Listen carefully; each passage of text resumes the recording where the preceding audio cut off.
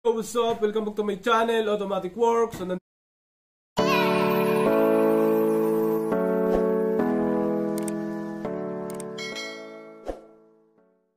yon, bibigyan ko kayo isang magandang tips and ideas mga sir. So, sa sasakyan ninyo, ang gumagana nito electrical. Okay? So, para gumana yung sasakyan, meron siyang electrical. O, 12 volts. O, pwede rin 24 volts. Lagi nyo iti-check mga sir. Yung inyong una, battery. Yung battery, di ba? Yung kung 12 volts siya, kung hindi ba siya palubat na, o di kaya nagcha-charge pa ba siya, o nag-store pa ng kuryente. Ganito mga sir. Pagkatapos noon, pag na-reading nyo na gumagana naman, may store na kuryente, maayos naman yung battery, ito isa sa titingnan nyo. Yung mga wire. Una, sa positive. Yan o. Kasi tingin nyo, nakakabit lang yan. Ito, nakakabit din. Pero, dapat galawin nyo. Ganyan, kamukha nito, nakakabit naman to. Pero hindi natin sigurado kung maluwag yan. Yan o. Nakaipit. Pero, tingin mo, napakaluwag. O, kapirasong ano lang o. Delikado yan sa sakyan. Ganyan. O, dapat sikipan natin yan. Positive. Tapos sa ground, ganun din. Yan o. Tingnan natin o. O, maluwag din siya. Dapat hindi yan maluluwag. Dahil yung program niyan sa ECU, baka bumigay. Ngayon, ang gagawin natin yan kasi nakita nyo, sagad na. So hindi na mag-iipit pa. Ganon din sa kabila, ipit na. Oh. Sobra na ipit ng ganon. Tanggalin natin to. Tanggalin mo yung ground trick. Tatanggalin muna natin ha. Tapos, para hindi ka madumi, meron na silang lalagay dito jacket. Ginadyakitan nila. Ang kaso, ang nangyayari yan tanggal. Dapat hindi talaga ito nagalaw. So yan ang isa sa tips. Double check nyo lagi. Okay. So marami kasing maapektuhan ito pag maluwag. Lalo yung mga Ford, baka biglang magba-black out yung program. Di kaya program ng ECU, baka biglaan niyang papatayin dahil kulang sa kuryente. Okay, kadalasan yun nangyayari sa mga modelong sasakyan.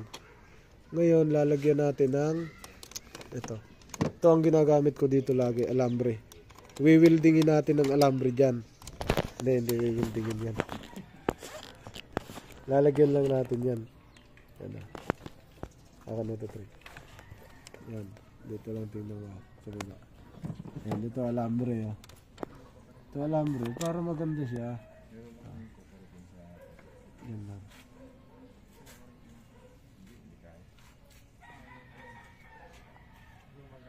Yan.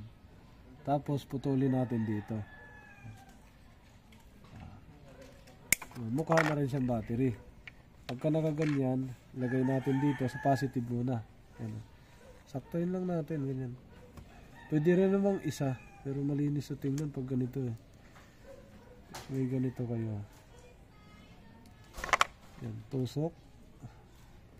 Tapos maganda to pag pinukpok eh. Yan, positive. Yan. Hindi na luwagan. Luwagan din natin. Luwag pa. Kulang sa luwag. Pukpukan na pa ngayon. Tika lang sir. Pukpukan namin. Ayan. Para talagang ligtas ang pagmamaneho. Kahit malayuan yun. Ang laki ng martilyo. Minsan kasi ito lumuluwag to eh. Pag hindi pumasok yan.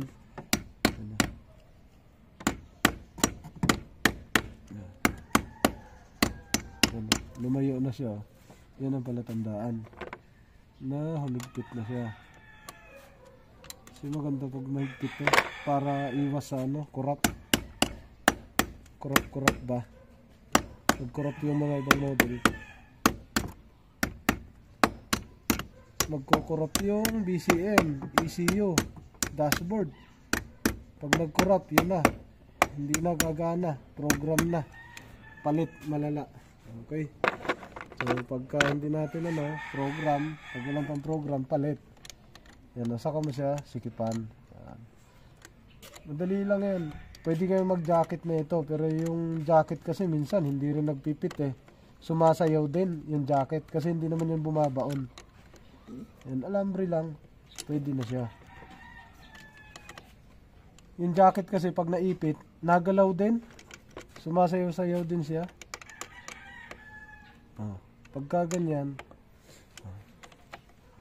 kahit pa paano, hindi mo na kayang galawin yan. Okay, so safe ka na dyan. Tapos ito, masikip na rin yan. Hindi na nagagalaw, hindi na nabubunot. Saka mo ngayon ibalik to. Okay, tapos sa isa naman tayo. Yan kasi ang kadalasang sira ng mga battery. Nawawala ang tamang galaw. Yan, ito naman sa ground. Yan, dapat meron kayong alambre. Yan, sa ground naman yan. Kahit hindi, kahit malaki konti yan, yan, dapat maluwag ng konti para pagpasok. Yan, pag ipasok nyo kasi, yan, pag ipasok nyo, ano naman yan magpipit na yan ang usa. Pwedeng martilyo o pwede yung 12. Yung pang pukpuk nyo rito. Yan, sa sobrang ipit na, hindi na gaano gumagalaw. Yan So, abutan na kami ng ulan dito. Ulan init na.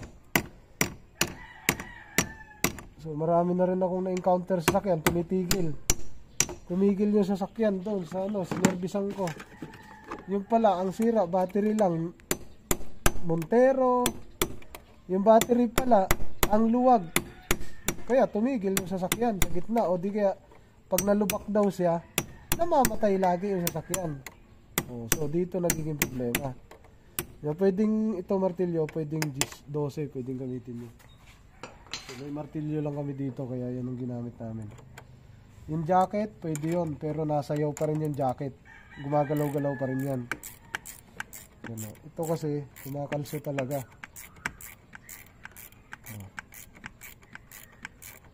Ito kasi, masyado nang malayo, kaya hindi na siya masyado nang malapit, kaya pagka ihigpit nyo pa siya, wala na, tumutukod na lang to. Yan mukha niya hindi mo na siya kayang ikutin, hindi na rin maangat, kakalso na to okay. Yun, the best advice pagka tingnan nyo tong battery, kasi lagi may epekto yan pagka hindi nagba-blackout yung mga program or titirik kayo sa kalsada. Yan start mo ulit, sir. Ayan ang ganda na sikip. Ganun din dito. So hindi siya pangit tingnan Hindi siya pangit tingnan. Malinis. Ground, positive. Naramdaman ko kasi pumapatay-patay ito. Ayan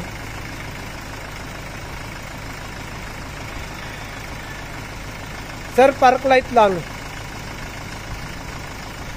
Okay na.